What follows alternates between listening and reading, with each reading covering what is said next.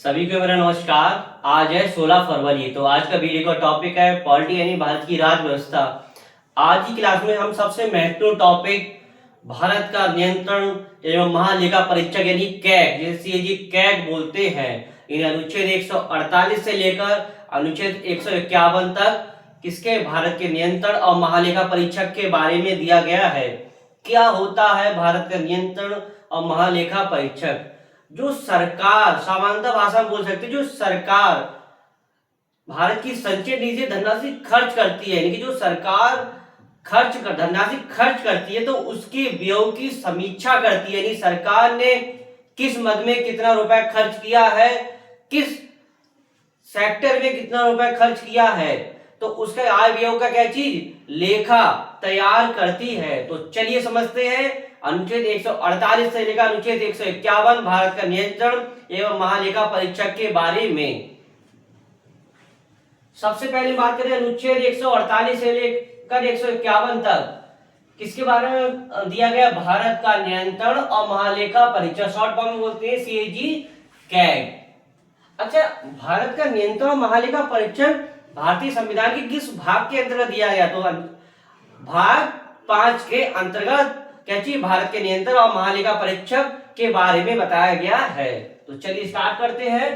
सबसे पहले हम समझते हैं अनुच्छेद 148 में क्या है? भारत के नियंत्रण और महालेखा परीक्षक, यानी कि भारत के नियंत्रण और महालेखा परीक्षक के बारे में किस अनुच्छेद में बताया गया है? अनुच्छेद 148 में क्वेश्चन सीधे सीधे पूछता है भारत के नियंत्रण और महालेखा परीक्षक के बारे में किस अनुच्छेद में बताया गया? तो अनुच्छेद 148 में। अच्छा, महालेखा परीक्षक के बारे में आप समझ रहे हैं, तो इसकी नियुक्ति कौन करता है? यानी सीएजी कैग की नियुक्ति कौन करता है? राष्ट्रपति द्वारा की जाती है। क्वेश्चन सीधे सीधे पूछता है कैग की नियुक्ति कौन करता है? कैग की नियुक्ति भारत के राष्ट्रपति करते हैं। कैग के कार्यकाल के सभी प्रशासनिक व्यय, यानी जो कैग के जो भी कार्यकाल के सभी प्रशासनिक व्यय होंगे भारत की संचित निधि पर भारित होते हैं, भारत की संचित निधि से किए जाते हैं। हटाना इन्हें नियुक्ति तो राष्ट्रपति करते हैं, हटाया कैसे जाता है? यानी कि कैग की नियुक्ति तो कौन? राष्ट्रपति करते हैं, और हटाता कौन है? तो उच्चतम न्यायालय के न्यायाधीश के समान, यानी कि जैसे उच्चतम न्यायालय के न्यायाधीश को हटाने की प्रक्रिया है, सेम कैग को हटाने की प्रक्रिया है। यानी हटाते कैसे? उच्चतम न्यायालय के न्यायाधीश के समान। दूसरा सबसे महत्वपूर्ण यह है कि पदमुक्त होने के बाद, यानी जब ये पद से हट जाती है, फिर इनका कार्यकाल पूरा हो जाता है, तो कैग भारत सरकार या किसी राज्य सरकार के अधीन किसी और पद पर के लिए पात्र नहीं होंगे। यानी कि ये जब अपने पद से पदमुक्त हो जाते हैं तो भारत सरकारें किसी अन्य पद पर क्या चीज कार्य नहीं कर पाएंगे। कौन? कैग, नियंत्रण और महालेखा परीक्षक। तो अनुच्छेद 148 में क्या दिया गया? अनुच्छेद 148 में नियंत्रण और महालेखा परीक्षक दिया गया है। नियंत्रण और महालेखा परीक्षक की नियुक्ति कौन करता है? नियंत्रण और महालेखा परीक्षक की नियुक्ति राष्ट्रपति करते हैं। अच्छा, इनकी हटाने की प्रक्रिया कैसी है? तो उच्चतम न्यायालय के न्यायाधीश के समान, उच्चतम न्यायालय के जो न्यायाधीश होते हैं सेम कंडीशन इन्हीं पे लागू होती है। जैसे जिस प्रकार उनको हटाया जाता है सेम उसी प्रकार इनको हटा सकते हैं। अब समझते हैं अनुच्छेद 149, कैग की कर्तव्य शक्तियां क्या होती हैं? कैग की कर्तव्य शक्तियां, तो अनुच्छेद 149 में कैग की कर्तव्य शक्तियों के बारे में बताया गया है। तो चलिए समझते हैं इसके बारे में। भारत की संचय निधि से किए गए व्यय, यानी भारत की संचय निधि से किए गए व्यय की जांच करने की शक्ति रखता है। यानी कि भारत सरकार ने जितने भारत की संचय निधि से व्यय किए हैं उनकी क्या चीज? उनकी व्यय की जांच करता है। कौन?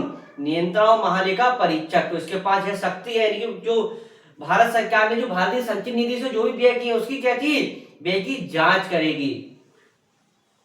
यह सुनिश्चित करता है कि सरकारी धन का उपयोग सही ढंग से, कुशलता पूर्वक और कानूनी रूप में किया गया है कि नहीं, और यह निश्चित करता है कि सरकारी धन का प्रयोग सही मायने में किया गया है कि नहीं, यानी कि सही जगह किया गया है कि नहीं, ये क्या चीज? इसकी जांच करती है, इसके पास शक्ति है। भारत के नियंत्रण और महालेखा परीक्षक के पास सरकारी खर्च की गहन जांच करने के लिए पर्याप्त कानूनी शक्तियां होती है। यानी कि नियंत्रण और महालेखा परीक्षक के पास भारत सरकार की यानी कि सरकारी खर्च की जांच करने की क्या चीज, शक्ति होती है। तो अनुच्छेद 149 में क्या दिया, अनुच्छेद 149 में महालेखा परीक्षक की शक्तियों कार्य दिया गया है। अब हम समझते हैं अनुच्छेद 150 क्या होता है। अनुच्छेद 150 तो कैग केंद्र व राज्यों के खातों के प्रारूप से संबंधित प्रावधान है कि जो केंद्र राज्यों के खातों के प्रारूप संबंधित प्रावधान किसमें, अनुच्छेद 150 में। तो यह सुनिश्चित करता है कि सरकारी वित्तीय लेन देन पारदर्शी और मानक प्रारूप हो, यानी कि यह सुनिश्चित करती है सरकारी जो वित्तीय लेन देन है पारदर्शी और मानक प्रारूप हो, यानी कि जो भी खर्च किया चाहिए एक प्रकार से पारदर्शी हो, दिखे, यानी किस मद में कितना रुपए खर्च हुआ है, यानी पारदर्शी हो। सरकार पैसा कैसे खर्च कर रही है और उसका हिसाब किताब किस फॉर्म में रखा जाएगा, यानी कि सरकार पैसा कैसे खर्च कर रही है। ऐसा नहीं कि पैसा गलत सेक्टरों में हो रहा है, तो सरकार पैसा किस प्रकार से खर्च कर रही, किस प्रारूप में खर्च कर रही है, यह सब किस अनुच्छेद में बताया गया, अनुच्छेद 150 में। अब नियंत्रण महालेखा परीक्षक का अंतिम जो अनुच्छेद है, अनुच्छेद 151, इसके बारे में क्या दिया है।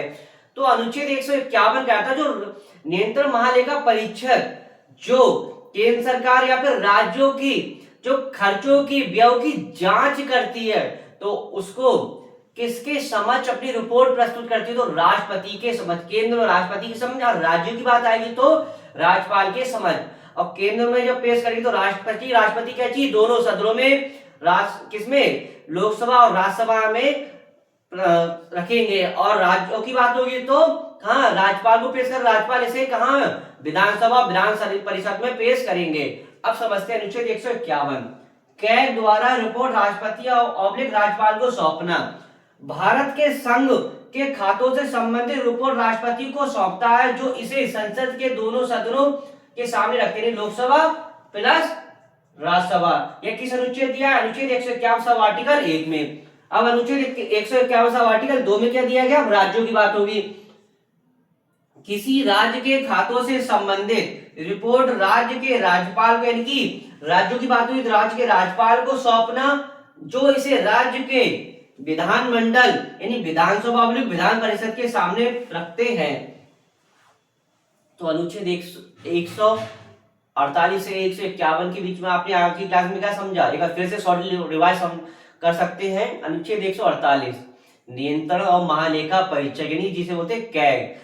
तो कैग की स्थापना, कैग के बारे में अनुच्छेद 148 के बारे में बताया, 48 में बताया गया है। अच्छी, कैग की नियुक्ति कौन करता है, कैग की नियुक्ति राष्ट्रपति करते हैं। और इसे हटाने की प्रक्रिया क्या है, तो जैसे उच्चतम न्यायालय के न्यायाधीश को हटाने की जो प्रक्रिया दी गई, सेम कंडीशन किसकी है, नियंत्रण महालेखा परीक्षक की। ये थी अनुच्छेद 148। अब अनुच्छेद 149 में क्या दिया है, अनुच्छेद 149 में उसकी क्या चीज, उसकी दी गई है शक्तियां, कर्तव्य और शक्तियां। क्या है कर्तव्य और शक्तियां, तो जो सरकार जो भी खर्च करती है रुपए, उसका क्या चीज, आय व्यय की क्या चीज, समीक्षा यानी कि जांच करना, इसके पास शक्ति है। यानी कि जो सरकार जितने भी भारत की संचित निधि से रुपए खर्च करेगी, तो उसकी जांच कौन करेगी, कैग। अब आता अनुच्छेद 150। अनुच्छेद 150 में क्या दिया गया, अनुच्छेद 150 में केंद्र राज्यों के खातों को प्रारूप से संबंध, यानी कि जो केंद्र राज्य जो रुपए खर्च कर रही है वो सही ढंग से सही प्रारूप में कर रही नहीं कर रही है, यानी सही सेक्टर में कर रही है कि नहीं कर रही है। अब अंतिम अनुच्छेद, अनुच्छेद 151। अनुच्छेद 151 क्या कहता है कि जो नियंत्रण महालेखा परीक्षक अपनी रिपोर्ट किसको पेश करेगा, तो नियंत्रण महालेखा परीक्षक केंद्र की बात हो रही है तो राष्ट्रपति को, राष्ट्रपति इसे दोनों सदन यानी कि लोकसभा और राज्यसभा में रखेंगे। और राज्यों की बात हो रही तो राज्यों में किसके सामने पेश करें, राज्यों में राज्यपाल के सामने। राज्यपाल किसके सामने पेश, राज्यपाल इसे किसके सामने, विधानसभा और विधान परिषद के सामने पेश करेंगे। तो आशा करता हूँ वीडियो आपको अच्छा लगा। वीडियो का देख सकते लाइक कीजिएगा, शेयर कीजिए, कमेंट्स कीजिएगा। इसका वीडियो समाप्त करते हैं, नेक्स्ट टॉपिक के साथ मिलेंगे। धन्यवाद।